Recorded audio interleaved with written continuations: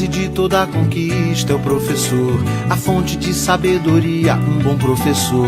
Em cada descoberta, cada invenção, todo bom começo tem um bom professor. No trilho de uma ferrovia, um bom professor. No bisturi da cirurgia, um bom professor. No tijolo da olaria, no arranque do motor, tudo que se cria tem um bom professor. Um sonho que se realiza, um bom professor. Cada nova ideia Tem um professor. No que se aprende, o que se ensina, Professor. uma lição de vida, uma lição de amor. Na nota de uma partitura, no projeto de arquitetura, em toda teoria, tudo que se inicia, todo bom começo tem um bom professor.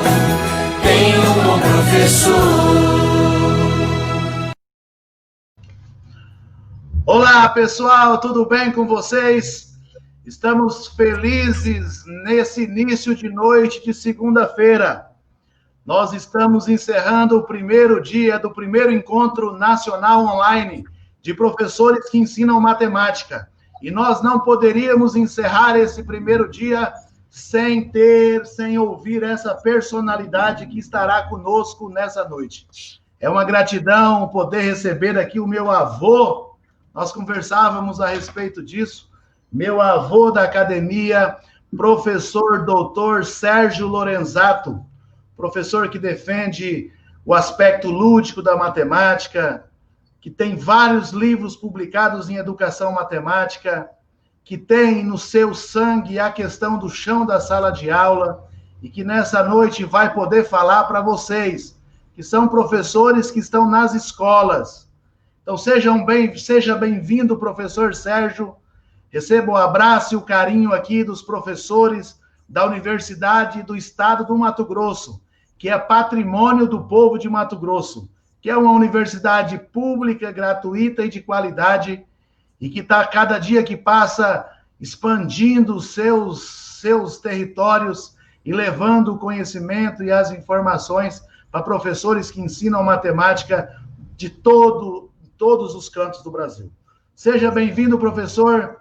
Nós somos só ouvidos agora para poder aprender um pouco mais com o senhor. Espero poder corresponder. Primeiramente, eu preciso, sinceramente, agradecer a oportunidade de estar em contato com tantos colegas, né, universitários e de escolas não universitárias. Eu quero, por isso, te agradecer de uma maneira enfática a oportunidade que você me deu, me convidando. E agora vamos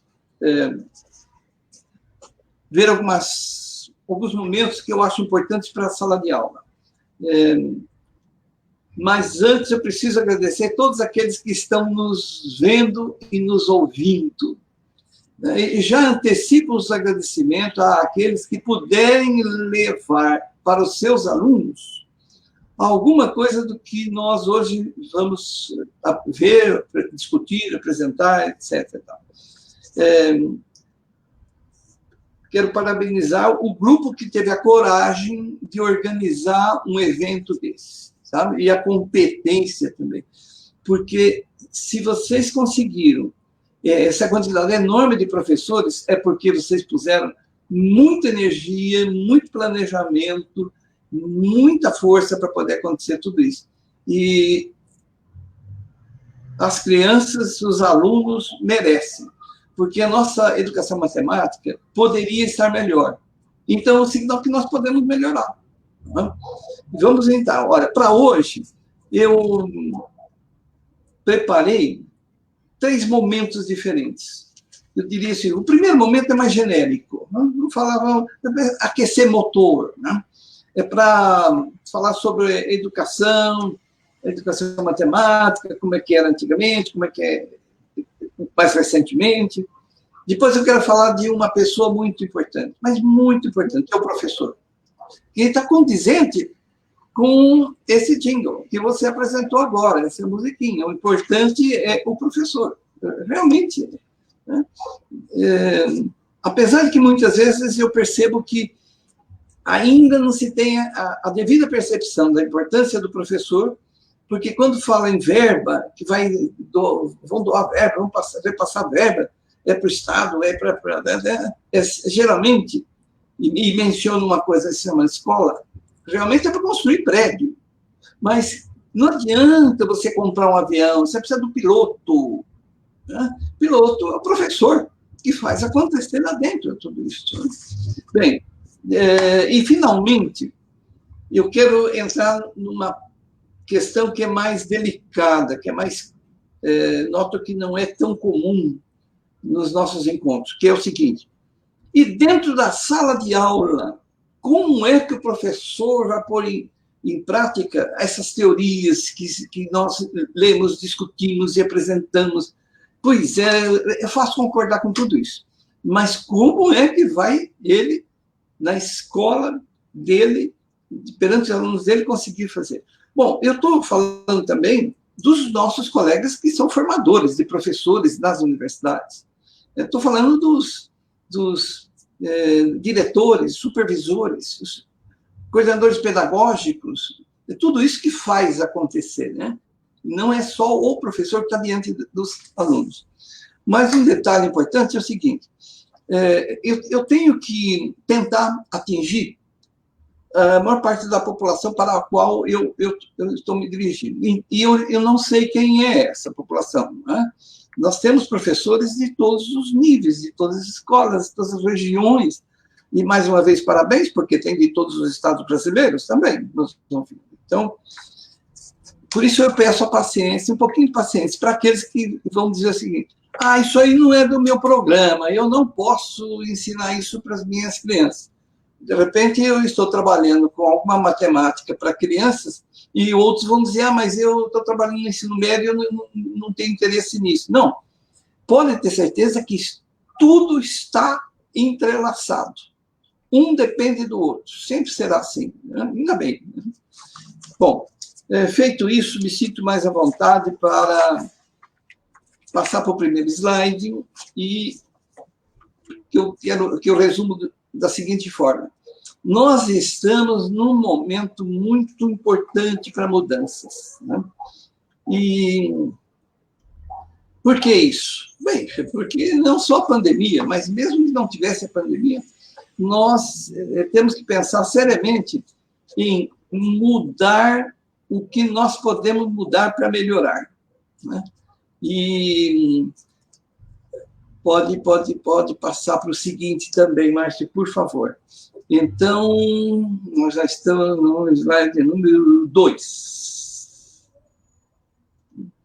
Vamos começar pensando no seguinte: não é por acaso não, que eu estou começando assim. Como é que era o ensino da matemática?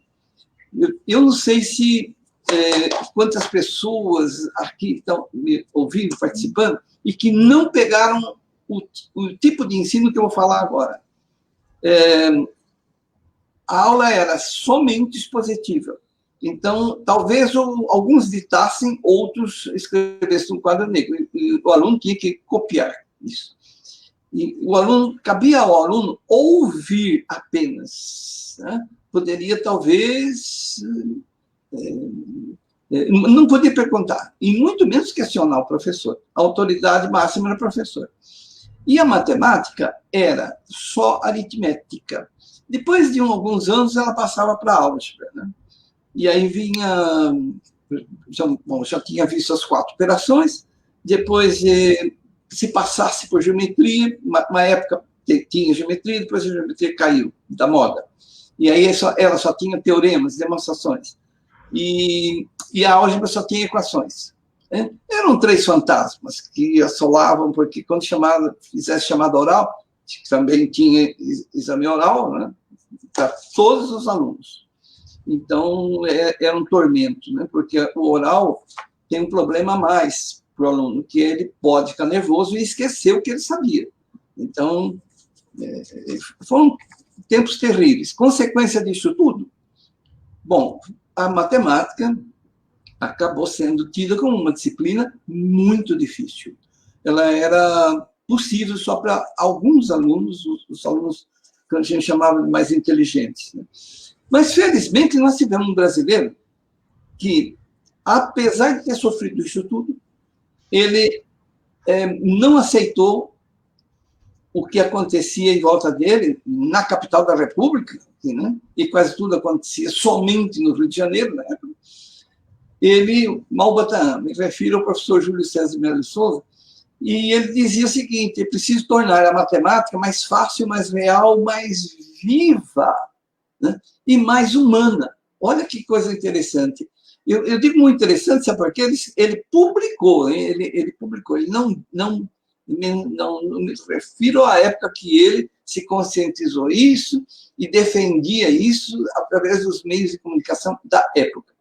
Ele simplesmente publicou isso em 1960.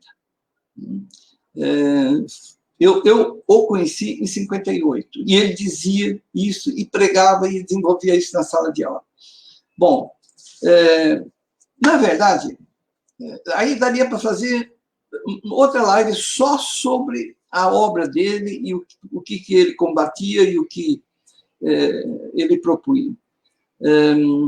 Para vocês terem ideia, só uma ideia suave, para quem não conhece, eu acho que muita gente já conhece o nosso patrono, né? Que nasceu no dia 6 de maio, por isso é que nós festejamos o Dia Nacional da Matemática no Brasil no dia 6 de maio. Então, se isso acontece, é porque essa pessoa realmente foi excepcional. E, em resumo, ele pregava que a gente transformasse a sala de aula, que era um simples auditório, em oficina, isto é, em vez de só ouvir, tem que fazer. E, como eu prometi há pouquinho, vou dar um exemplo aqui do tipo absurdo de problemas que eram comuns na época e que ele publicava no jornal, né? Ele falava que isso era uma idiotice, uma besteira, e dava o nome da escola e do exame onde isso caiu. Quer o exemplo? Preste atenção, veja o tamanho do absurdo. Dona Rosinha comprou 5 milésimos de tonelada de manteiga. Dona Rosinha comprou 5 milésimos de tonelada de manteiga. Isso para criança de 11 anos, hein? Por 6 cruzeiros, que era a moeda da época, cada meio hectograma. Quanto que Dona Rosinha gastou? Então, vejam que, acho que para a maioria das pessoas que nos escutam hoje, isso é realmente um grande absurdo, mas era a realidade. Era só coisa desse tipo que acontecia. Bom, felizmente as coisas já mudaram, mas nem por isso a gente pode ficar satisfeito. Nós temos vários desafios a serem enfrentados. Quais são eles? Eu vou mencionar alguns só. Né? Nós dependemos muito da tal proposta curricular que vem sendo há 5 em 5 anos modificada. E a gente fica meio perdido. Porque quando nós estamos nos adaptando a uma proposta, né, que vem um currículo, que vem lá explicações, né, muda para outra, porque mudou o governo, muda a proposta. Né? A nossa formação é outro desafio. Porque se você pensar que a universidade, de um modo geral, é a responsável pela nossa formação. Mas veja como é que tem acontecido.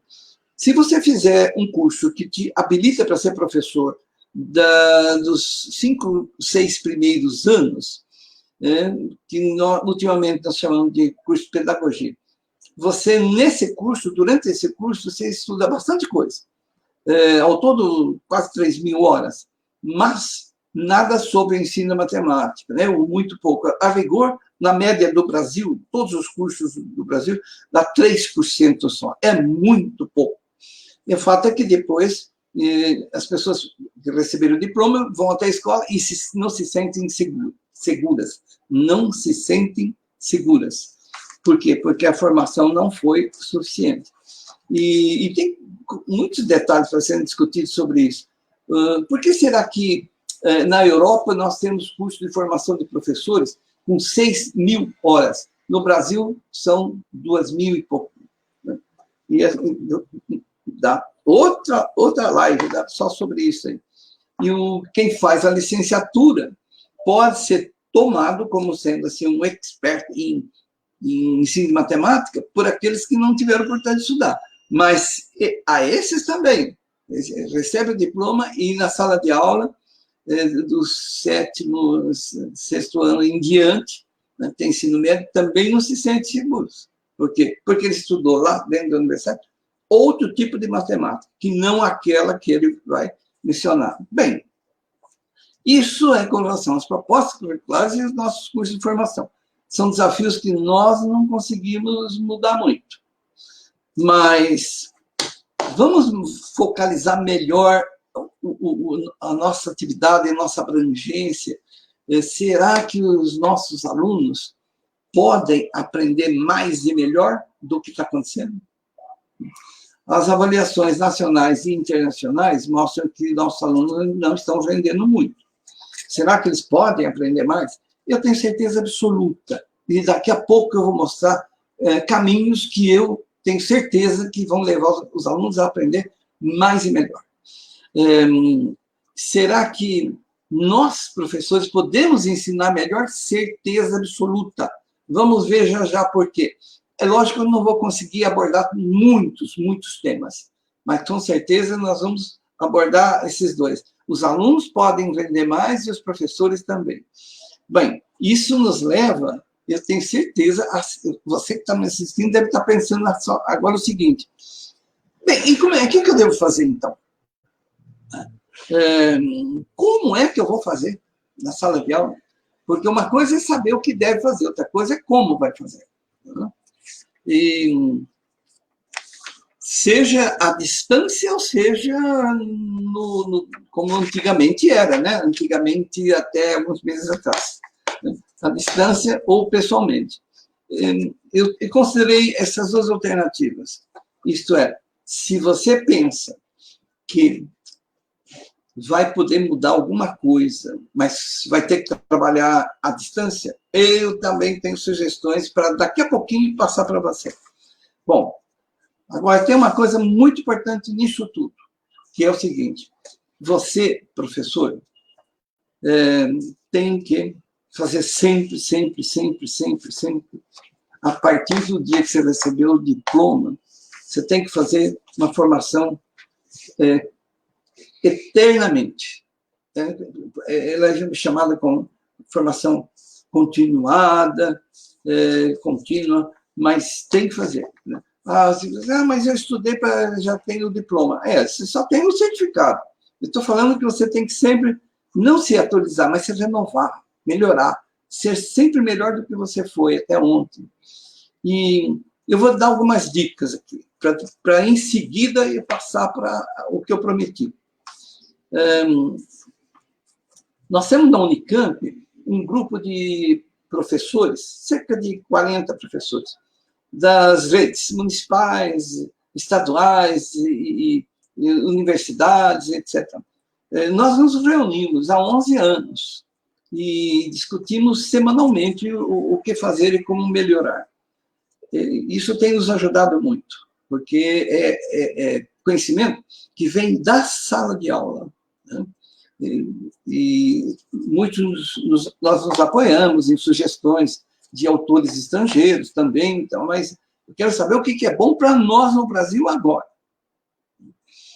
Então, você pode acessar algumas oficinas que nós estamos oferecendo, para quem quiser. No próximo slide, você vai poder ver que você tem aí já o link para poder acessá-los. Eu não vou falar sobre as oficinas, mas você pode saber o seguinte, se você acessar esse link, você vai poder fazer a inscrição em 3 oficinas, que acontecem em novembro, dezembro, agora, de 2020. E elas são gratuitas e ainda nós vamos entregar certificado, nós vamos pedir certificado. Olha, E viva a pandemia, né? Eu falo que é uma bênção também. Então, mas tem gente que diz assim, não, eu não quero fazer nenhuma oficina. Tá bom. Então, vamos ao próximo slide, que já vai é o quinto, hein? E aí eu tenho sugestões de leitura. 3 livros que eu tenho certeza que, se você for professor de educação infantil, você precisa folhear esse livro. Ele tem mais de 200 propostas de atividades para trabalhar em sala de aula para ensinar matemática. Isto é, para trabalhar o que vem antes da matemática. Isso é pré-requisito. Não é matemática. A matemática começa no primeiro ano, né? Isso aí é para a educação infantil. Mas eu te garanto que ela é básica, é fundamental isso. Se a criança entra no primeiro ano sem ter visto as coisas que estão nesse livrinho, ela vai derrapar, ela vai ficar insegura e vai errar bastante coisa. Bem, tem um outro livrinho no meio aí que é sobre o laboratório. Essencialmente é o que nós vamos fazer hoje. Esses novos horizontes que eu coloquei no título da palestra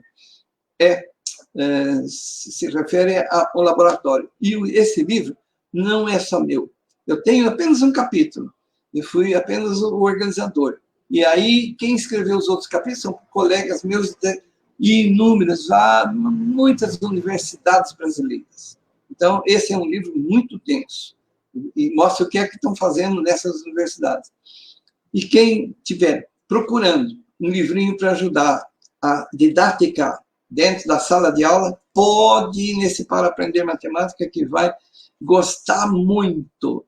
Esse é um livrinho produto de conhecimento de muitos professores que, na minha experiência, eu fui juntando e aprendendo com eles, né? E se você for uma pessoa que não gosta de leitura, então eu sugiro que você... Vamos passar para o slide seguinte, o 6º.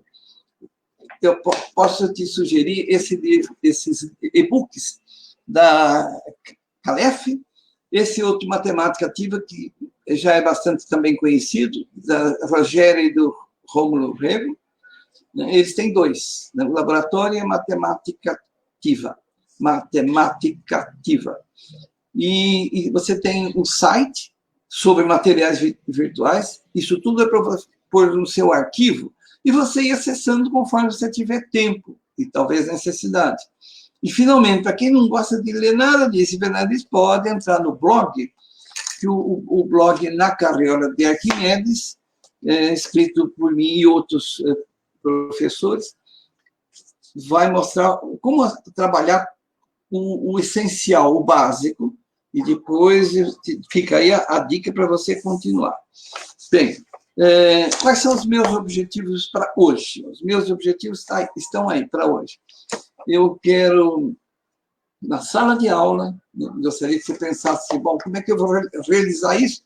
Eu quero mais matemática, mais aprendizagem, mais significados, mais descobertas feitas pelos alunos. E olha aqui, ó, essa palavra é chave. Não memorização, mas compreensão do que ele está vendo, do que ele está descobrindo, do que ele está construindo de conhecimento. Para isso, ele tem que participar. E, para isso, nós vamos usar a experimentação, né? Consequência disso tudo, além de aprender, ele vai passar a gostar de matemática. E não como aquela pesquisa que nós fizemos recentemente, com mais de 200 professores do ensino fundamental e que disseram que não gostam de matemática. Bom, ensinar o que não gosta já é difícil, né? Então, acho que o prejuízo aí já é grande. Minha sugestão nesse instante é o seguinte, olha, eu vou mostrar umas coisas e você pode pensar em fazer dentro da sua escola uma Olimpíada. Você pode comemorar o 6 de maio, né? E você pode fazer uma exposição, não com material seu, mas com material que vai ser produzido pelos alunos. Então, levante os seus holofotes, sua atenção, e verifique o seguinte, será que é verdade que eu, da minha casa, atualmente, vou poder sugerir que os meus alunos copiem reproduzam, até melhorem algum material desse que eu vou mostrar agora, é você que vai decidir. Eu tenho certeza de que sim. E com isso, a gente já está falando da sua escola, dos seus alunos e das suas aulas de matemática, né? Espero que você realmente goste. E que tentei, portanto, diminuir o nosso discurso genérico e propor a você algo muito específico para ensinar algumas coisas de matemática. Queria, antes disso tudo, lembrar você o seguinte, olha, eu vou enfatizar, vou privilegiar geometria. Por quê? Porque tem sido a esquecida. Esse é um fato importante. O outro fato é que ela é básica. Eu diria para você, antes da aritmética. As crianças mostram, 3, 4 anos, que as formas, as cores, movimento, são muito mais significativos para elas do que a quantidade, por exemplo. Então, deveríamos sim, eu acho, certeza, começar o ensino da matemática pela geometria. E a outra coisa que é bom lembrar é o seguinte, nosso ensino de matemática tem sido muito reducionista. Isto é, ele tem abusado da seguinte forma. Olha, isso aqui é um cubo. Pronto, já ensinei o que é cubo e está terminando, né? Eu acho muito pouco, mas muito pouco. As crianças merecem muito mais que isso. Por quê?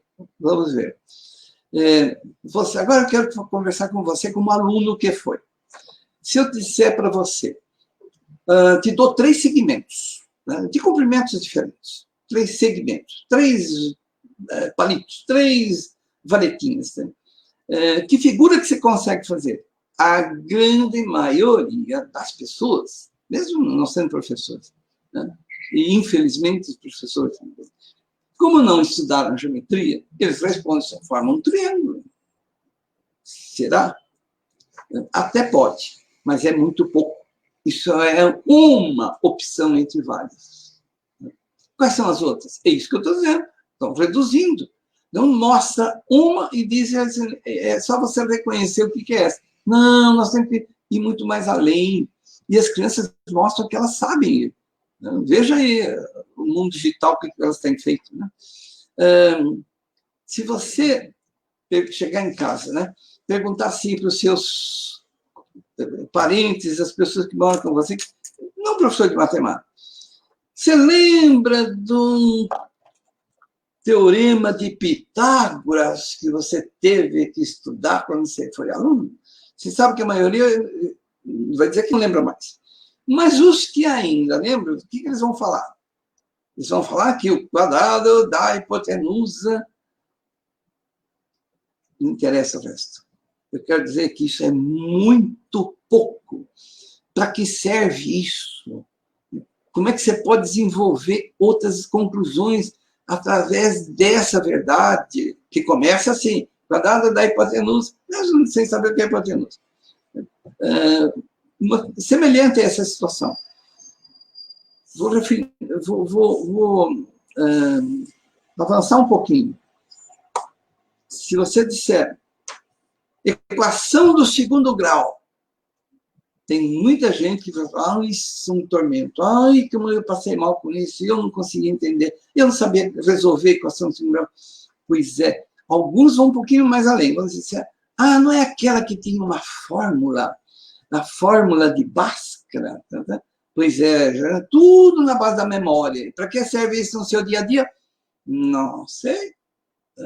Eu acho que nós temos que ir mais à frente e dar tudo isso com resposta para as pessoas alunas nossas, e aí elas vão sair satisfeitas, né, da escola, de ter sido sua aluna, por causa do que ela aprendeu.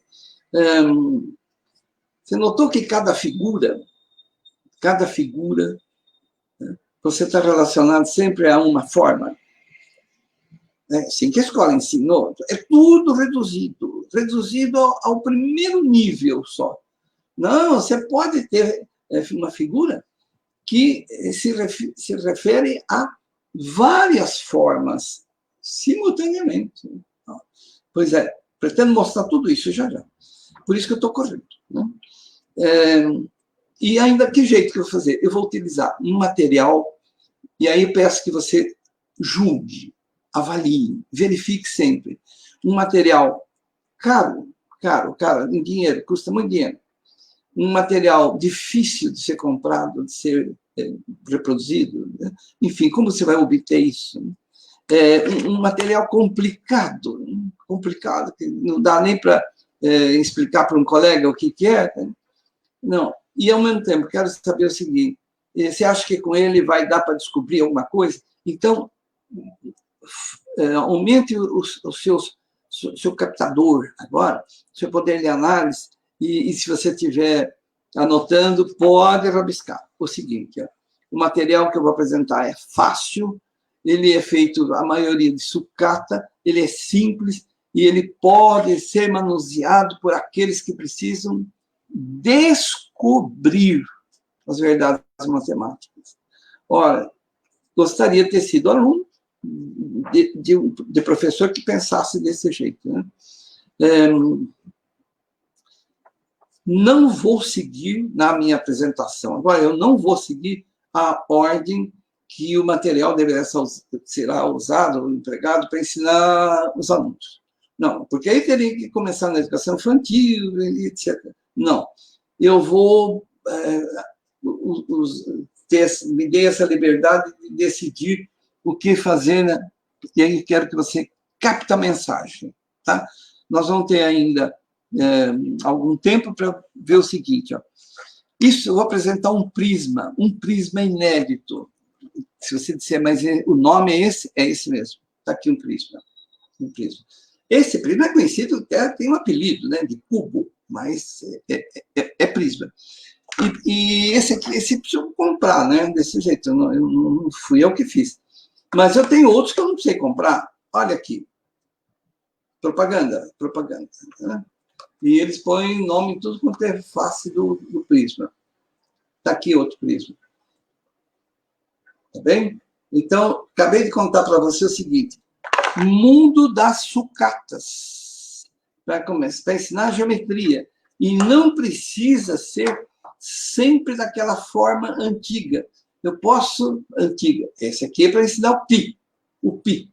Meça o contorno e depois meça o diâmetro. E faça isso com tudo que você tiver na sua casa, de circular. O contorno e o diâmetro. Divida um pelo outro, você vai descobrir que dá tudo, sempre dá 3 para qualquer um. É o pi. Para que tem que decorar isso se você pode encontrá-lo numa experiência manipulativa e simples? Né? O mundo das embalagens hoje é muito mais rico do que era até bem pouco tempo. Você tem muita coisa, você não precisa falar em elipse, em parábola, você não precisa falar de embalagens mais sofisticadas, estão tudo pronto, cardioide. Né? Bem, feita a propaganda das embalagens, vamos passar para alguns assuntos que eu vou começar por uma coisa que eu sei que você não pode fabricar, não é embalagem, mas eu sou obrigado a apresentar porque quando eu não apresentei, vieram cobranças de que eu deveria ter apresentado isso. Tá bom. Então, eu quero falar agora com as pessoas, só com as pessoas, somente com as pessoas que não acreditam na força da manipulação, né? Do aprender através do que eu tenho nas minhas mãos, ou da minha necessidade de manusear para poder visualizar e aprender. Né?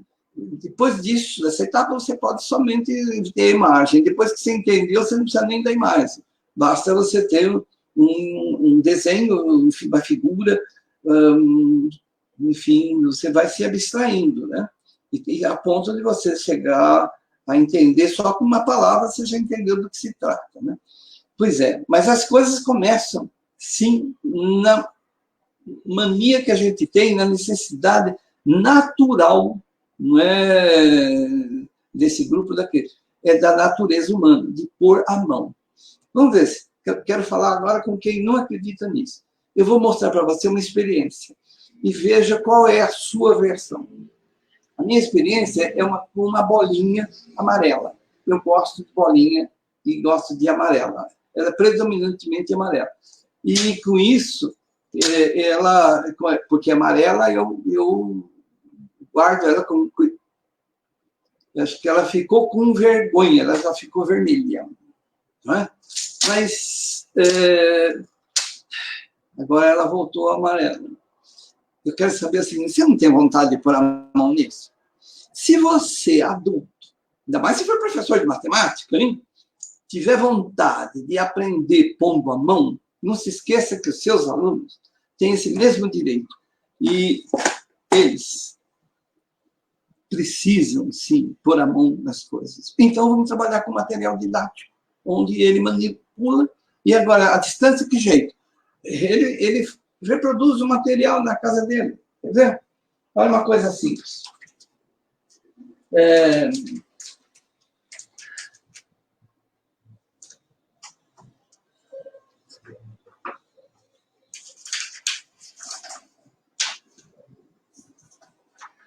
Você se recorda de que, antigamente, exigiram que você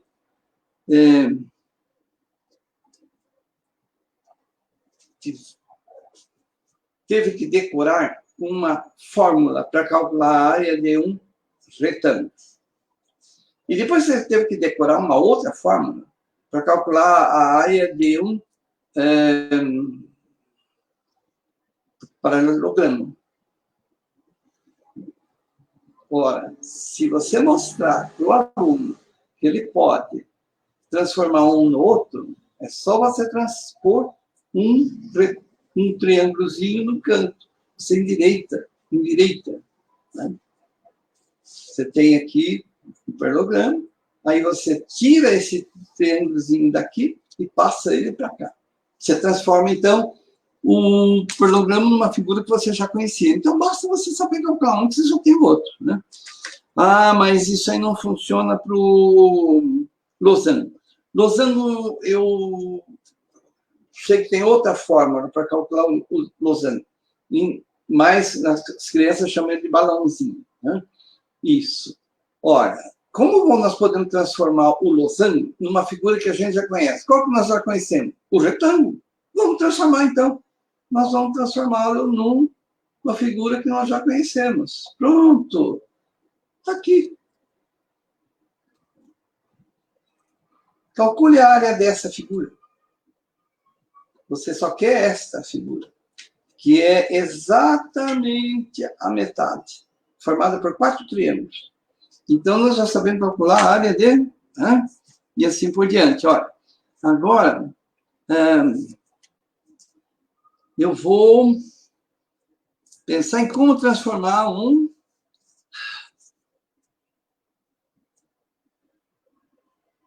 trapézio. Uma nova fórmula. Não precisa. Olha como eu transformo o trapézio num paralelogramo. Mas eu já sei calcular do paralelogramo. É só dividir por 2, porque esse trapézio, eu dupliquei as medidas dele. Vai dar o dobro da área. Então, eu divido por 2 para poder calcular aquilo que eu queria. Bem, para que essa brincadeira? Ou melhor ainda, em que ano escolar que isso pode ser dado? Bom, se eu tivesse a minha escola, os meus professores, eu diria, eu acho que a gente deve passar isso para as crianças e elas vão decidir o que elas podem aprender, o que elas não podem.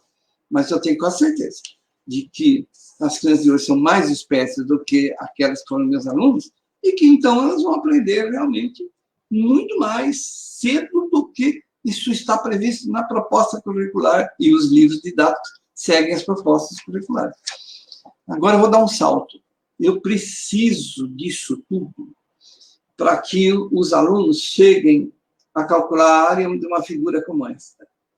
E já previno a vocês o seguinte: como vocês já sabem calcular a área de triângulos, já sabem calcular a área de retângulo, então é só somar a área de cada um e somar, não é isso? Tudo bem, é isso mesmo. Você tem outro caminho? Tem, cada um não sugira caminho. Deixa que eles dizem assim, ó, precisa calcular a área disso. E aí alguns vão fazer o seguinte: medida da base vezes a medida da altura. A altura, a base é 5 mais 6 mais 5. E a altura é 8 mais 5. Então tem tudo o que precisa. Pois é, só que calculando desse último modo que eu expliquei agora, né, base vezes altura, você vai encontrar um número. E se você somar as áreas das partes, você vai encontrar um outro número. Ótimo! Isso precisa acontecer na sala de aula. Os alunos perceberem o seguinte: tem alguma coisa esquisita aí, porque a área é área constante para cada figura. Não pode ser variável de acordo com a maneira que eu calculo. Então, veja, não basta chegar na sala e dizer assim: fórmula para calcular a área do triângulo, fórmula para calcular a área do retângulo. Nós temos que colocar questões que a vida vai impor para eles quando eles crescerem. E eles vão ter que encontrar caminhos. Então, no caso específico, para adiantar, eu vou fazer uma coisa que na sala de aula você não deve fazer. Mas para que você não fique reclamando que eu só coloco problema e não dou solução. Note que esse triângulozinho aqui, ele tem a base dele é 3 e a altura é 5, correto? 3 por 5 dá um quociente. Esse aqui é 5 por 8, certo? Você pode inverter. É 8 por 5 e aqui 5 por 3. Dão quocientes diferentes. Quer dizer que nós estamos trabalhando com ângulos diferentes. Que a figura sugeriu que os ângulos fossem iguais. Mas, na verdade, não são. Mas precisamos, então... Estou falando de que ano escolar? Acho que aqueles primeiros exemplos podiam ser lá no 3º ano, 4º ano. Esse último, no ensino médio. Ah, mas então o material... Sim, material é para ajudar a entender os problemas e as soluções. Não é porque está no 5º, no 6º, no 10º ano. Né? Bom,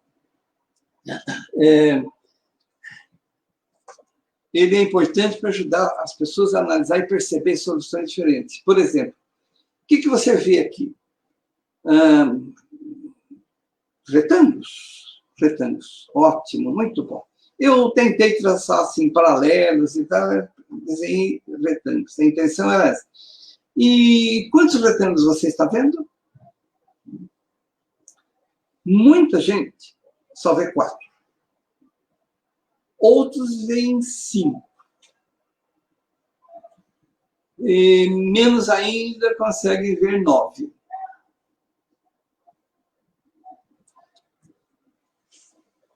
Você faz parte de qual grupo? Depende de quanto que a sua mente trabalhou, conviveu com percepção espacial. Que só a geometria, só o estudo da geometria ajuda a desenvolver isso. Por mais aritmética que você saiba e domine e goste, não vai dar para substituir o desenvolvimento do seu raciocínio geométrico. São coisas diferentes, como se fossem departamentos mentais diferentes. Olha o prejuízo que nos causaram ao não ensinar geometria. E eu, por outro lado, quando ensina, você consegue perceber, vamos chamar, o verbo bom é esse mesmo, perceber coisas que você não tinha percebido antes. Vou dar um exemplo. Você é capaz de... se eu te der um quadrado, né, que é a figura mais conhecida, a que primeiro é mencionada quando se pergunta pede para desenhar uma figura quadrada, né? Mais do que círculo. Como você transformaria um quadrado num círculo? Eu gostaria agora de estar diante de muitas crianças, né? E pela internet, passar esse problema, esse desafio para eles.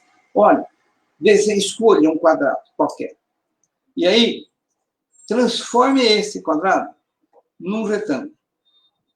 Amanhã nós vamos conversar sobre as soluções que você encontrou. Quer dizer, atividade para ele desenvolver. E essas duas figuras devem ter a mesma área. Certo? Base vezes altura. Ok? É tão simples. Mas eu gostaria muito de encontrar agora gente que estivesse dizendo o seguinte: mas não é tão simples não, porque se eu tirar uma faixa do quadrado, como é que vai fazer falta? Então, isso aí, mas aí como é que eu vou adaptar na sobra? Ou então, como é que me dá um retângulo? Como é que eu vou transformá-lo num quadrado? O quadrado tem 4 lados iguais, o retângulo não. Muito bom. Olha, agora, corta o filme.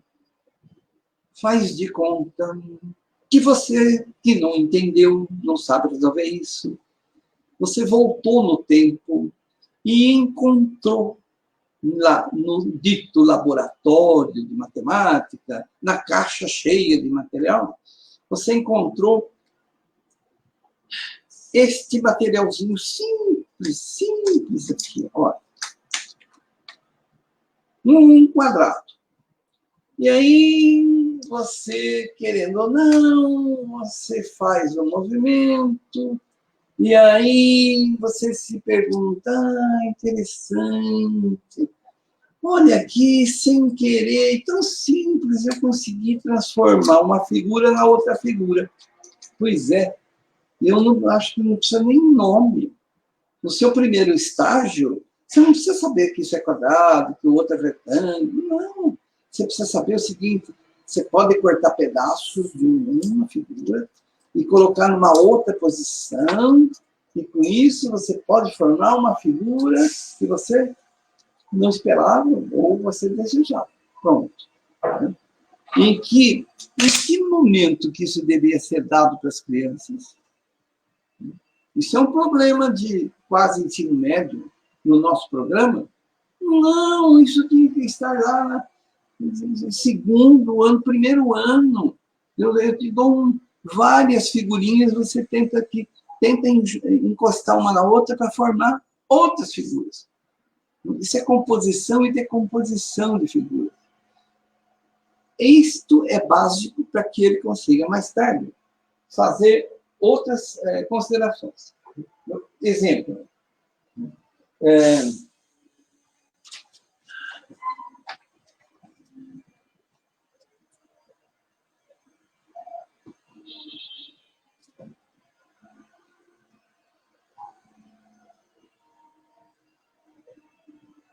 A escola ensina sempre começando por aqui. E mais ainda, isso aí é um exemplo de uma coisa que você já teve que decorar, que é a ordem dos fatores não altera o produto. Lembra disso? Decore isso que amanhã nós vamos tomar, não sei o que, pois é. A ordem dos fatores não altera o produto. Por que não me deram isso aqui em primeiro lugar? Para eu perceber que, ao multiplicar as medidas, eu obtenho o mesmo resultado, independente da posição que as figuras estiverem. Depois eu vou para o número. O número é abstrato. A figura é visual. Eu aprendo muito mais rapidamente e mais fortemente. Não precisa esforço para decorar. A mim, eu não tenho dúvida de dizer para vocês que, lamentavelmente, me ensinaram a fazer isso na escola. Eu gostaria muito que, antes disso, a professora tivesse me dado um joguinho para eu fazer isso. Veja que cada parcela daqui corresponde a uma figura daqui. E olha, o 10 pode estar assim, como eles dizem, em pé ou deitado, né? E o outro, o 4, está aqui. Bem, isso aqui é a força da figura. Eu acho que o material didático não é difícil, você pode fazer isso numa folha de papel, passar para as crianças reproduzirem, fazerem, para poder comentar. Eles vão descobrir várias outras coisas, né? Por exemplo, ó, eles vão descobrir que 2 mais 5 dá 7, vezes 2 vai dar 14. E que também está presente aqui. Quer dizer, você pode, na adição, fazer adição por subgrupos, associando. Bom, e não... Tome nota que hoje nós vamos estudar uma nova propriedade associativa da multiplicação. Ele vai descobrindo isso tudo, manuseando as figurinhas, etc. Preciso disso tudo. Todos nós precisamos disso tudo para chegar ao seguinte ponto. Esse é um círculo. Eu tracei como sendo um círculo. Tem um raio constante aí. E aí eu quero saber, só sei o círculo, o raio, aliás, o raio mede 10 centímetros. Eu quero saber quanto mede esse segmento aí, AB. Olha, o AB não é o raio, ele está na outra posição, né? Ele tem projeções aí, uma horizontal, uma vertical, mas eu quero saber quanto ele vale. Aí tem gente que fala assim, peraí, eu vou trabalhar isso aí, eu estou em Pitágoras, a hipotenusa, é igual somos nas catetos, etc. Nada disso, nada disso. Nós somos tão aritmetizados pela escola que quando a gente vê um problema geométrico desse, que se pergunta quanto mede e tal, a gente recorre lá para a aritmética. Não precisa. Ou você sabia que as diagonais de um retângulo são iguais? Sabia. Mas você não reconhece essa propriedade nessa figura. Por isso é que você vai recorrer a fazer contas e contas e contas. E em concursos, em exames, em vestibular, você perde tempo à toa. É lógico que se você quer saber quanto mede esta diagonal. Esta. Muito bem. Ela não é igual a esta? É igual. As diagonais do retângulo são iguais. E aí, essa aqui, que eu estou passando o dedo aqui em cima, não é o raio? Se eu falei que o raio mede 10, então essa outra aqui também mede 10. Pois é, mas nem sempre a gente enxerga se a nossa mente não tiver, se o raciocínio nosso, geométrico, não tiver desenvolvido. E quem que deveria desenvolver isso? Geometria na escola. Com o quê? Com material simples. E para continuar nessa mesma linha. Isto aqui é um cilindro, né? Foi latinha de cerveja. Tá? E esse aqui é um cone. Eles têm a mesma boca, né? Vocabulário das crianças. Porque eu aceito que as crianças se comuniquem com o vocabulário que elas têm. Depois, numa segunda etapa, a gente vai aperfeiçoar, né? A base né? É igual à parte de cima, tem duas bases, de cima e de baixo. E o cone também é igualzinho, tem a mesma base e tem a mesma altura. Ó, a altura do cone é igual à altura do cilindro. Eu quero que você encha um deles e jogue dentro do outro, porque eu preciso saber qual a relação entre os volumes dos dois. Se você fizer isso, jamais você vai esquecer. E tem que fazer experimentalmente, e tem que descobrir no ritmo e com o vocabulário próprio da idade. Hoje, nós estamos lutando contra o relógio que está voando, então eu vou ser rápido, eu vou já dizer para você o resultado. Não é para fazer isso na sala de aula. Você vai precisar de 3 desse, bem cheinho até a parte de cima, aqui em cima, e jogar aqui dentro para ver quantos desses cabem. Eu posso garantir para você que se você não jogar para fora, não deixar derramar nada, vai dar exatamente 3 desse para encher um desse. 3 cones equivalem a um cilindro, ok? Tá. Faça a mesma coisa com uma esfera, a bolinha.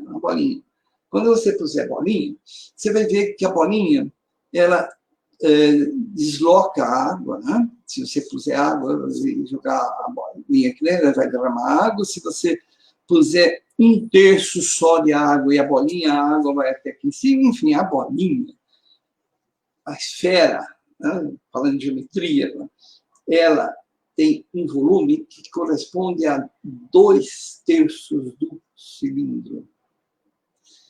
No vestibular, se perguntou qual era a relação entre a esfera e o cone. E foi uma base. Quase ninguém conseguiu responder. E quem respondia fazia cálculos. Ué, se você precisa 3 desses para encher esse, e quando você põe a bolinha, ela corresponde a 2/3, só sobrou 1/3. 1/3 é um cone. Então, se você agora falar assim, como que eu me perdi? Pois é isso que eu estou dizendo. Precisa ter essa convivência com o manuseio das figuras para você bater o olho e já saber as coisas que são ditas pelas figuras. Bem, muitas vezes a gente acha que as coisas são complicadas só porque não nos deram esse tipo de formação geométrica. Eu vou dar um exemplo simples. Imagine se você encontrasse a seguinte questão. Será que é possível construir quadriláteros, 4 lados, né? Quadriláteros, que tenham diagonais iguais, mas tenham ângulos diferentes e perímetros variáveis ou fixos, pouco importa, mas quero quadrilátero com diagonais. Como? Ora, vou apresentar a vocês um material assim, caríssimo, riquíssimo, difícil de ser obtido, de construído, etc., que é esse daqui, ó. Diagonais iguais, o tamanho da régua não mudou nada, mas o elástico, né, mostra o contorno e depois você pode medir e vai descobrir que são contornos de tamanhos diferentes. Qual é o que tem a maior área? Exatamente o quadrado. E todos eles têm diagonais iguais. Percebe que a diferença entre você ver, você trabalhar com a figura, e você escutar ou ler, então, é muito grande a diferença. Quando você lê, você tem que imaginar aquilo tudo, e aquilo nem sempre consegue ser transformado em figuras, formas, posições. Você não vê ângulos, você não vê segmentos, né? Então, aí fica complicado. Diferença entre o raciocínio aritmético e o raciocínio... Mas eu fiquei devendo um segmento. Você lembra? 3 lados, que figura que você faz com 3 lados? Acabamos de falar que o quadrilátero você usa 4. E o triângulo é com 3. Né? Tá bom. Então, veja que isso não é sempre verdadeiro. Vou te dar um segmentozinho, que é esse aqui, um outro segmentozinho, que é esse aqui, e um outro segmento, que é esse daqui. Olha o que acontece. Se formou triângulo, não formou triângulo. Por quê? Porque os 2 menores, somados, eles dão menos do que o maior. Aí, como as crianças chamam, não forma barraquinha. Tem que formar barraquinha, senão não é triângulo. Muito bom. Né? Nós somos cheios de coisas bem simples que nós podíamos derramar, dar, e depois disso tudo que as crianças se habituam, elas vão inventar um monte de coisa. Sim, esse eu posso concordar, como alguns professores dizem, que isso é usar um material para ensinar pode ser perigoso, porque os alunos vão nos trazer problemas que nem nós tínhamos percebido. Né? Ótimo, a gente não é obrigado a saber tudo. Mas então, nós vamos estudar, aprender, aí a gente trabalha com eles. Um exemplo simples disso aí é esse daqui, ó. Muito antigo, simples, está no livro da Didática da Matemática do Malbatan, escrito em 1960. Esse exemplo aqui. Eu tenho aqui um triângulo, tem 3 ângulos, certo? E aí eu dobro os 3 lados, e aí está mostrado, então, que a soma dos 3 ângulos dá 360 graus. Pois é, 360 graus, né, ou 2 retos, né, ou em linha, como algumas pessoas querem dizer. O fato é assim, tem muita gente que mostra isso e acabou. E aí fica para decorar, mais uma propriedade. A soma dos 3 ângulos, 180 graus. 180 graus. É uma pena, o material não é para isso. O material é para ser dado na mão, e aí o aprendiz vai dizer o que ele percebeu, o que isso revelou para ele. Eu fiquei surpreso quando eu entreguei o material para aluno, e em grupo de 3, eles manuseavam isso, e aí perguntaram, o que vocês descobriram? E aí um deles, que foi designado pelos outros para dizer o que eles viram, eles descobriram o seguinte, que o triângulo grandão foi transformado em 2 retângulos. Eu me lembro que eu fui para casa me sentindo assim, um pouco inseguro, porque isso não estava escrito no livro. E é verdade. Descobrem. Eles descobrem muita coisa que a gente não espera. Então, nós temos reduzido o ensino, o pouco ensino quando é da geometria. Isso aqui é para aprender tal propriedade, né? E esse outro aqui para aprender o que é volume, o que é cilindro e o que é cone, né? Esse aqui para aprender o que é cubo e assim por diante. Né? Não é.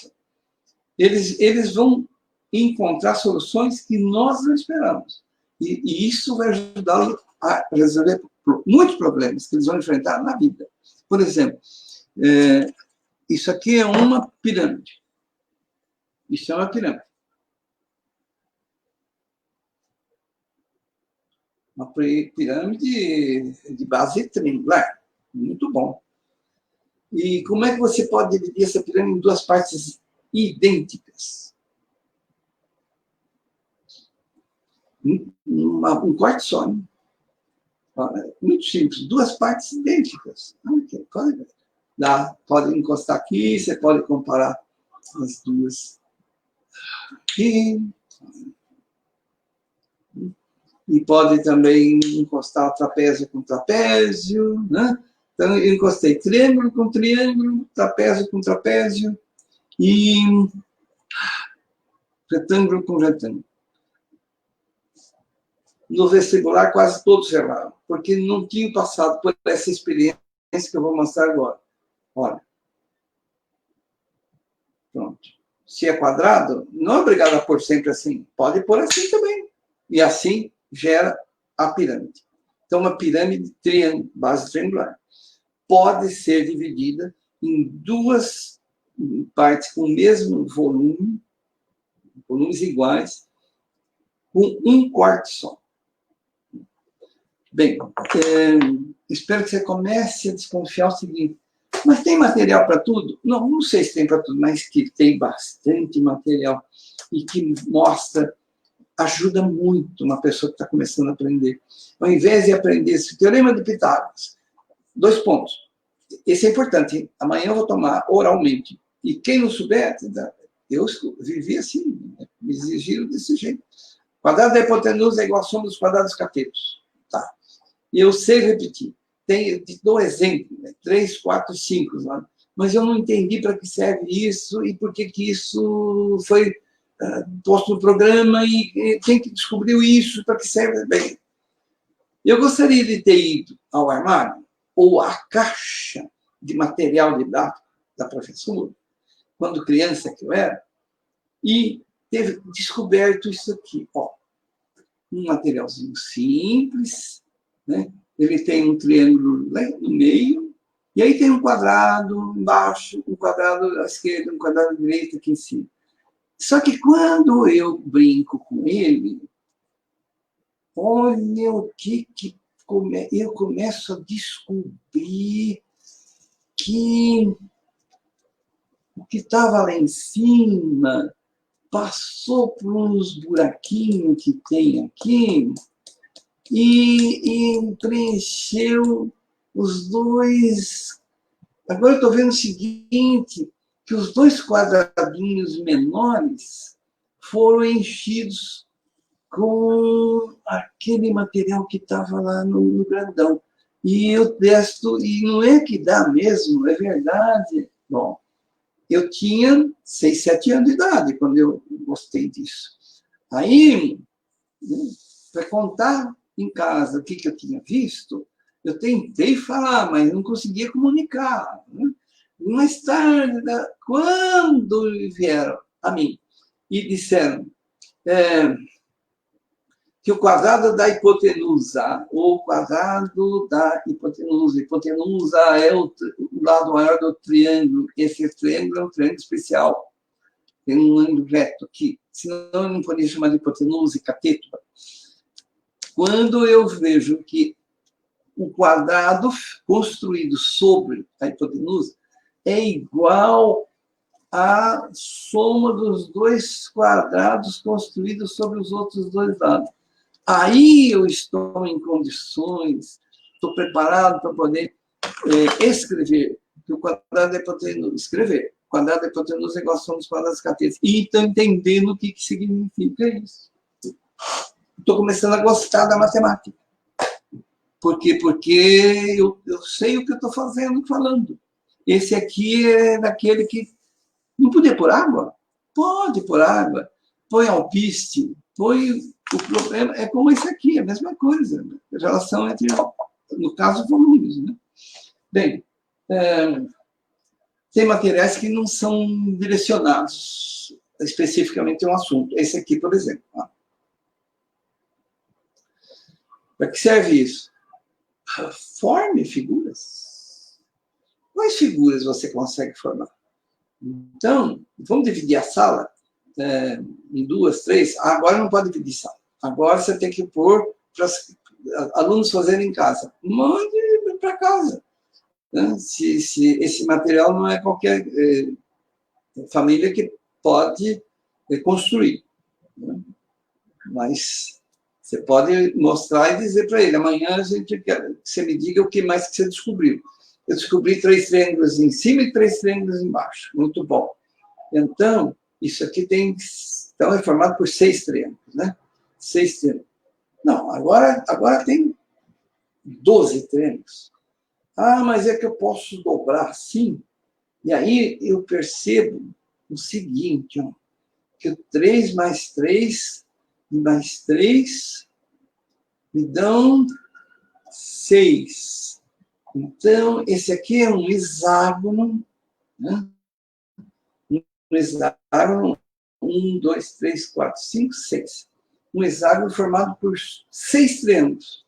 E esse aqui é a estrela, mas dobrou a área. Então, essa aqui, a área dela é 12 triângulos. Vocês sabem que não existe isso no programa? E as crianças, então, descobrem que a área da estrela é 12, mas não está no programa. Por quê? Porque é considerado difícil. Como difícil?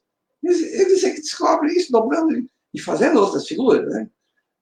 Mexe aqui, mexe lá, vai acontecer de alguém dizer assim, mas dá para formar outro tipo de figura, que ele quer dizer, de outra dimensão. Essa aqui já tem volume, é terceira dimensão. Aquela que nós estávamos fazendo inicialmente era plano, só 2 dimensões.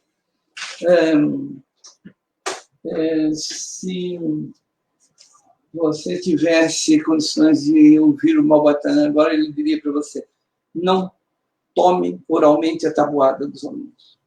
Não tome. Como é que você decorou o telefone da sua namorada? Usando. Né? Porque você tinha estímulo, você tinha um motivo para. É assim que funciona. Você pode, sim, aprender a tabuada. Consultando a tabuada, mas desde que você tenha um motivo. O motivo que o Malbatan recomendava era esse. Construa um reloginho cujo mostrador é formado só com o número 6. Então, só com o número 6. Vamos ver aqui, só com o número 6. Aqui, devia ser o que é isso aqui?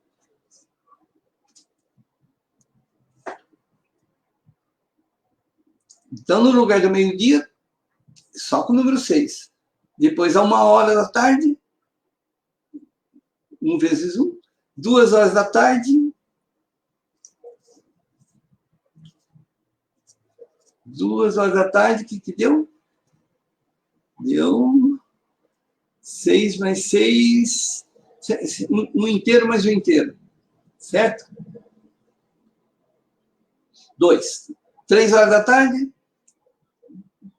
18 dividido por 6. Tá ali, e assim por diante. Bom, ganhava o prêmio, né, naquela época, na sala de aula, o subgrupo, o grupo que terminasse primeiro o relógio. Não é tão simples assim.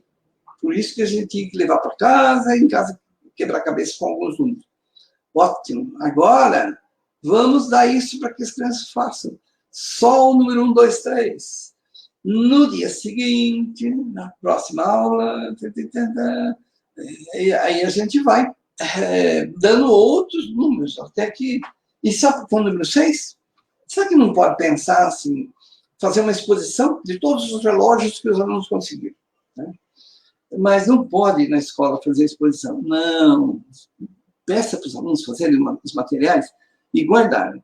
Quando puderem ir para a escola e fazer exposição na escola, aí nós vamos fazer exposição com esses materiais que eles produziram. Eles vão se sentir valorizados. E todos gostam de serem valorizados. Eu acho que daqui a pouco vão avisar que o tempo acabou. Né? E a paciência e o cansaço vai tomando conta. Então, vamos complicar, mostrar a última coisa que eu trouxe hoje. Tem vários ainda, mas vão ficar para a próxima. Se lembra disso?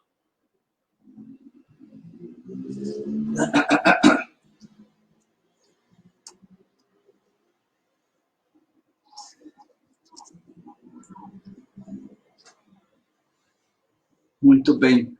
Trinômio do segundo grau. Equação do segundo grau. Sim, o x, calcule o x, mas ele tá ao quadrado. Se está ao quadrado, mas aí a gente tinha que decorar uma fórmula, e aí essa fórmula é que dava trabalho, porque a gente errava no sinal, etc. Se lembra o drama que era? Pois é. E isso era na 8ª série, no 8º ano, 9º ano. Pois é. Mas seguramente caía no vestibular. Isso sempre caiu. Resolução de equação do segundo grau. Agora, eu quero que você se lembre que isso causou sofrimento. Para quem ensina, para quem aprende, para quem faz exame. Eu quero destruir essa dificuldade. Quero mostrar para você o seguinte. Olha, santa geometria, né? Santa geometria. Você me permite desenhar o x2? Né? Não se esqueça da assombração, hein? Isso é um quadradinho de lado x, base x, altura x. Então, eu posso escrever que ele tem área x2, né? X ao quadrado. Sabe por que o x elevado à segunda potência, por que é chamado também de x ao quadrado? Por quê? Geometria quadrada, simples. Bom, agora eu pergunto para você me permitiria escrever, então, um retângulozinho de 5 por x? Ele tem a altura x e tem a base x. 5, desculpa. A base é 5 e a altura é x. Ó, então, ele tem área igual a 5x. Tá? Bom, que ano escolar que eu preciso ter completado para poder fazer isso?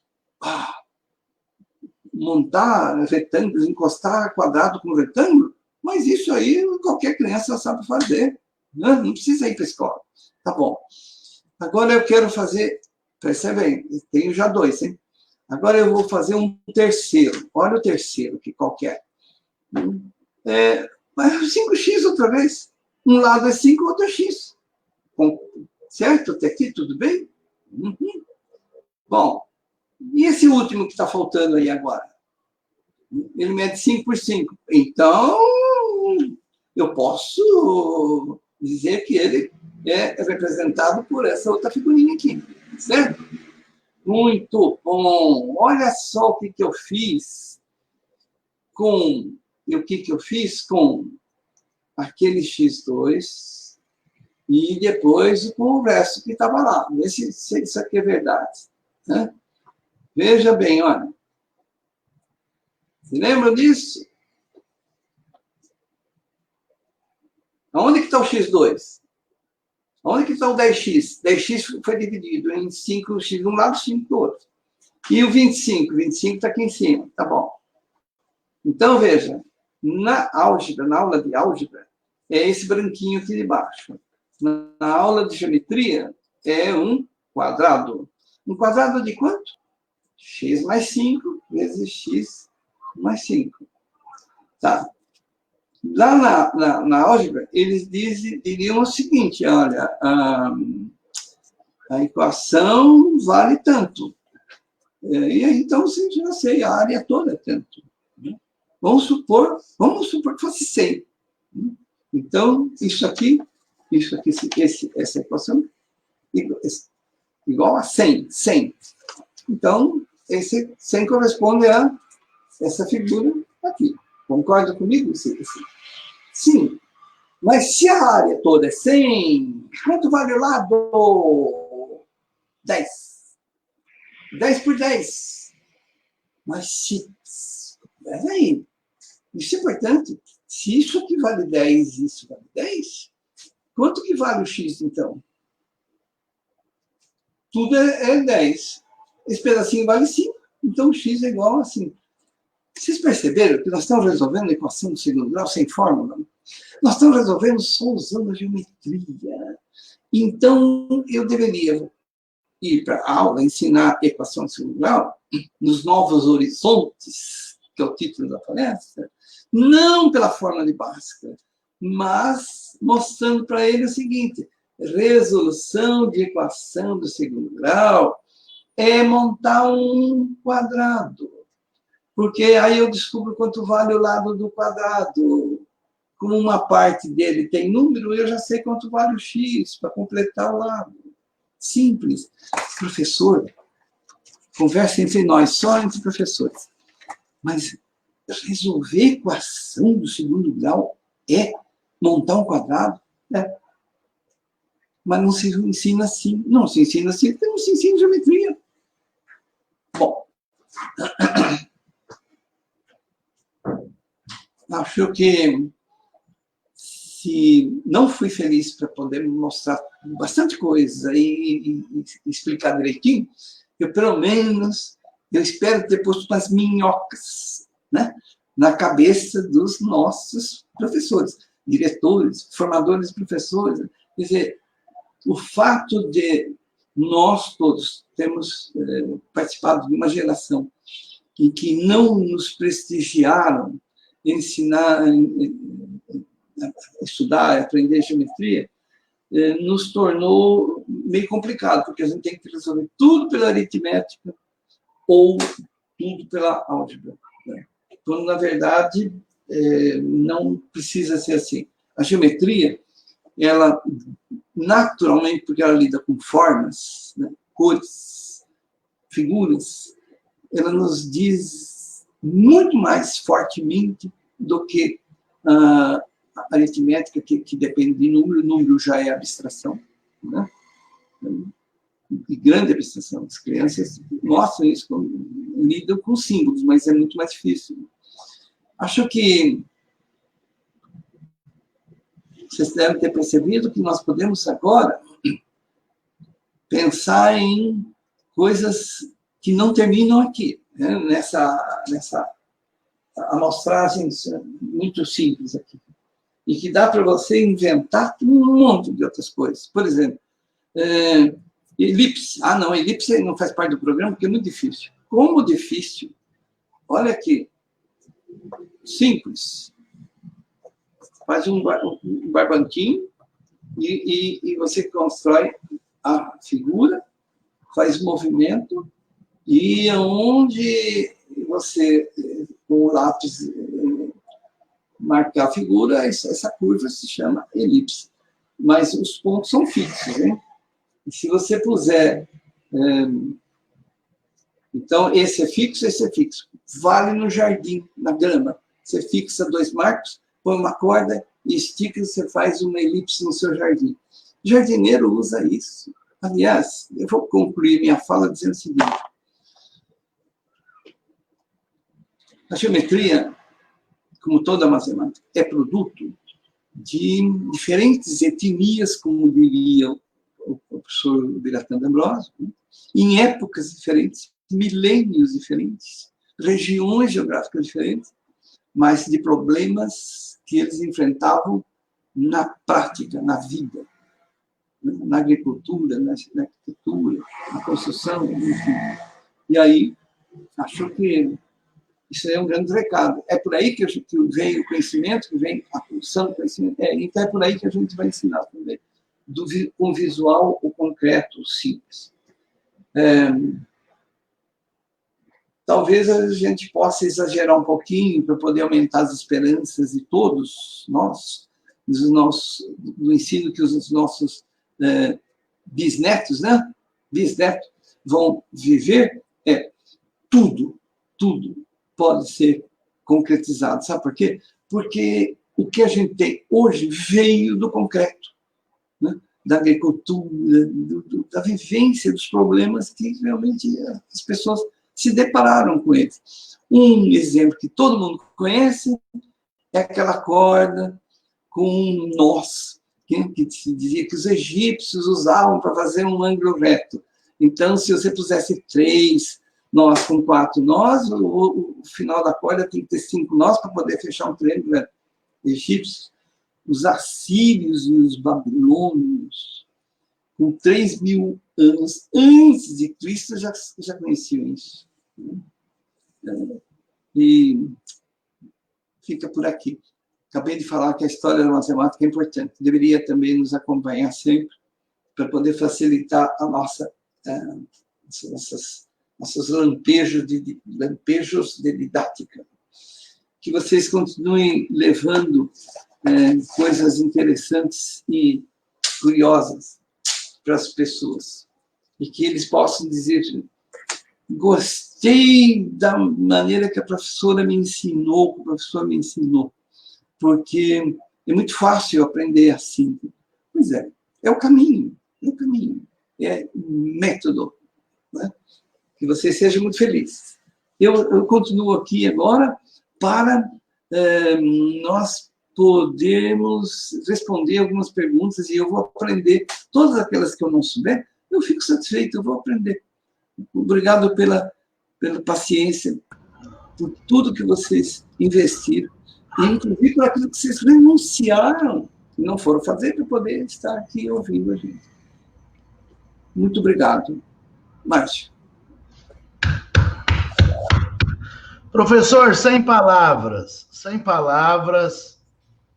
Eu já mandei algumas fotos aí no seu WhatsApp de professores que, enquanto você estava apresentando, já estavam tirando foto das manipulações, mandando nos grupos. Excelente. Eu faço 39 anos no próximo ano e eu nunca tive uma aula de didática nessa perspectiva, sabe? A sua aula de prática de ensino hoje foi algo que nos faz pensar que nós podemos efetivamente dar sentido na matemática, e aí partindo mais para o lado da geometria, para que as crianças possam entender o porquê que elas estão estudando aquele determinado conceito, para elas conseguirem interpretar e se posicionar no mundo físico, na onde elas estão. Então, o que o senhor apresentou aqui, se eu fosse ler todos os comentários, são mais de 500 comentários. Mais de 500 comentários. Amanhã pela manhã eu mando os dados específicos para o senhor. Nós tivemos, juntando todos os links que foram compartilhados, mais de 3.000 pessoas já visualizaram, mais de 1.600 pessoas já engajaram, ou seja, clicaram em algum momento durante a sua fala. Eu tenho certeza que a sua aula não foi conferência, isso não foi conferência, isso foi uma aula de prática de ensino, nos movimentou a querer fazer diferente nas nossas salas de aula. O senhor não imagina o quanto que eu estou feliz, emocionado, principalmente, olha esse comentário.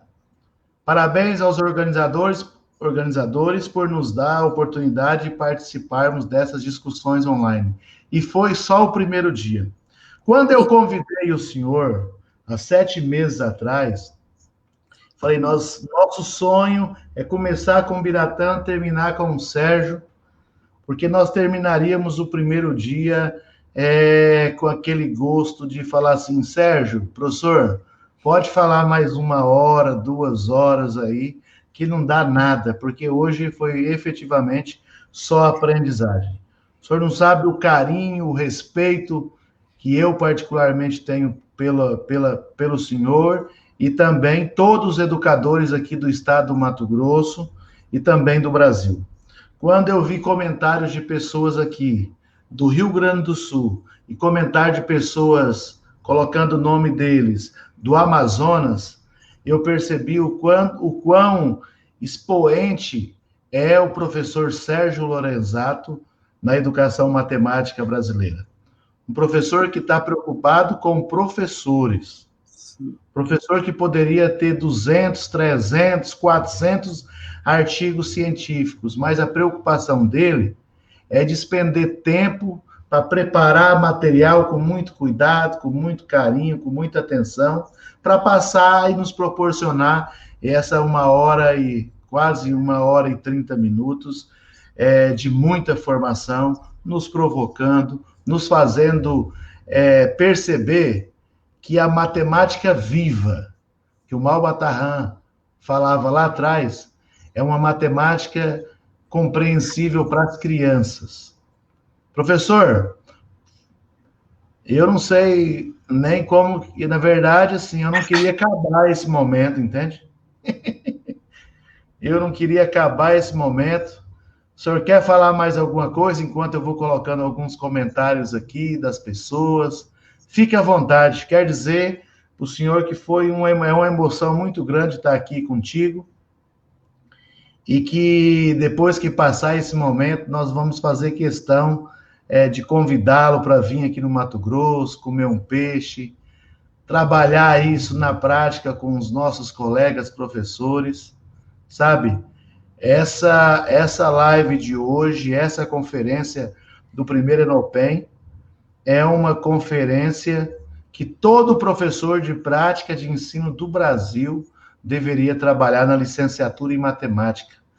Porque se existe solução no ensino de matemática hoje, professor, passa pela formação inicial para que a próxima geração de formadores possam sair com essa mentalidade de trabalhar uma matemática compreensível e com sentido, né? Sim. Professor, eu não quero ficar falando aqui, não. Eu queria escutar o senhor, porque Quem sou eu para falar com uma pessoa que é um ícone e é uma referência para todos nós? Não, Márcio, obrigado pela... Eu já tinha agradecido a oportunidade, né? Agradeço as suas palavras. E eu fico agora percebendo que a responsabilidade minha era maior do que eu pensava, né? Talvez eu tenha sido muito bom não perceber tudo, porque poderia desistir, e também grandeza essa responsabilidade. Mas fico satisfeito porque acho que algumas pessoas vão, sim, tentar desenvolver isso, acreditaram, e principalmente se elas tiverem dificuldades, como alunas que foram. Agora,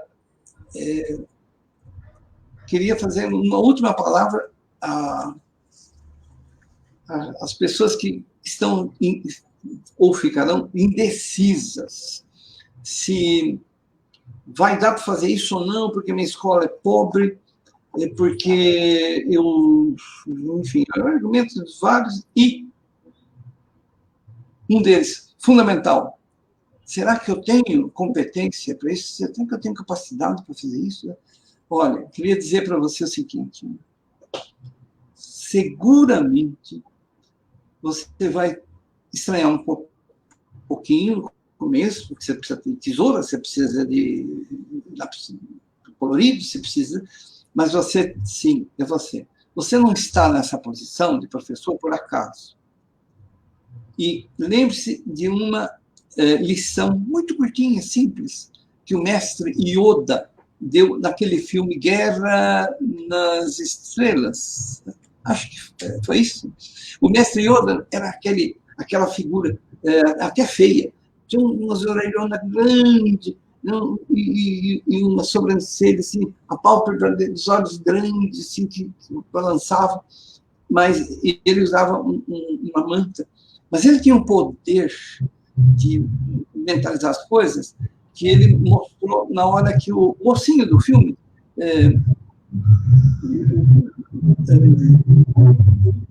o avião dele estava numa parte movediça e ele não conseguia tirar. E aí o mestre Yoda disse para o mocinho, eu vou te ajudar. E fechou os olhos e concentrou, e o avião do moço, do príncipe do filme, ele começou a levitar, saiu e foi para um terreno firme. E então esse piloto, o mocinho, disse assim, eu não acredito. O mestre Yoda fala uma frase que me marcou muito pro resto da minha vida e que eu digo para você agora, que se você passar por algum momento de indecisão, e vai valer não só para ensinar matemática, mas para a vida. Ele diz, é por isso que você não consegue. Então, acredite em você. Você pode ser o transformador do ensino da matemática na sua escola. E se você me disser, não, mas você pode. Ninguém, olha, eu e você, Márcio, juntos, não vamos poder mudar nada na escola dessas pessoas que estão nos ouvindo, porque são elas as pessoas responsáveis. É o professor. E eu queria encerrar minha fala agora com justamente plagiando a letra daquele jingle que você apresentou no começo. O que você disse? A base de tudo é o professor. O professor está na base de tudo. Muito bem escolhido. Não se esqueça de que aeroportos modernos, a pista para os aviões potentes, modelos bem recentes, nada disso realiza o voo se não tiver o piloto. O piloto na escola é você. Obrigado, Márcio. Professor, então é isso. Fica o nosso carinho, o nosso reconhecimento. Eu vou estar mandando o link para o professor da palestra, algumas imagens que a gente já captou, tá bom? E quero dizer para o professor que nós, enquanto grupo de estudo e pesquisa em educação matemática nas escolas, nós temos trabalhado na sua perspectiva. Na perspectiva do Malba Tarran, do professor Júlio César de Mello e Souza, tentando desmistificar essa matemática e valorizar uma matemática mais humanista, uma matemática mais viva, uma matemática com sentido e com compreensão para os nossos alunos. Nós sabemos que é difícil, professor. Nós sabemos que é difícil. Muitas vezes, muitos professores são receosos com as transformações, com as mudanças. Mas a sua fala nos encoraja a continuar firmes nesse processo, nesse caminho, para fazer a diferença na onde nós podemos fazer a diferença. Fica aqui o nosso forte abraço, que o senhor possa continuar tomando todos os cuidados e que em outras oportunidades o senhor possa trazer essa sua sabedoria, esse seu conhecimento, para poder propagar essas ideias para mais professores que ensinam matemática em todos os cantos do Brasil. Tá bom? Obrigado. Um abraço. O senhor fique com Deus, dê um abraço na esposa, tá bom? Na Cacá e todos aí, tá? Professor, um abraço, tudo de bom. Vou colocar mais uma vez aquela musiquinha, porque ficou muito legal. Felicidade.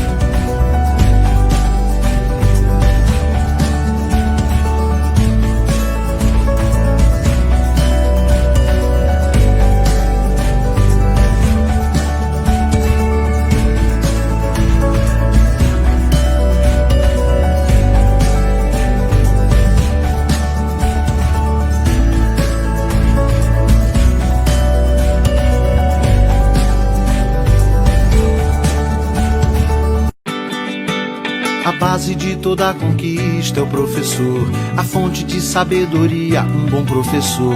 Em cada descoberta, cada invenção, todo bom começo tem um bom professor. No trilho de uma ferrovia, um bom professor. No bisturi da cirurgia, um bom professor. No tijolo da olaria, no arranque do motor, tudo que se cria tem um bom professor. Um sonho que se realiza, um bom professor. Cada nova ideia Tem um professor. No que se aprende, o que se ensina, Professor. uma lição de vida, uma lição de amor. Na nota de uma partitura, do projeto de arquitetura. Em toda teoria, tudo que se inicia, todo bom começo tem um bom professor. Tem um bom professor.